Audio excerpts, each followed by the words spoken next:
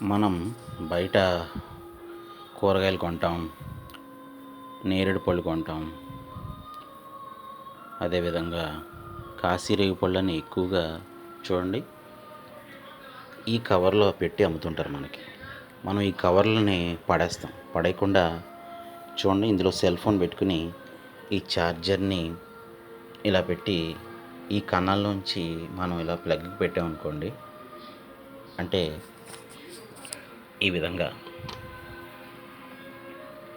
ఈ కన్నాల్లోంచి ఈ వైర్కి ఇలా పెట్టామనుకోండి, చక్కగా సెల్ ఫోను మీకు ఛార్జింగ్ అవుతూ ఉంటుంది.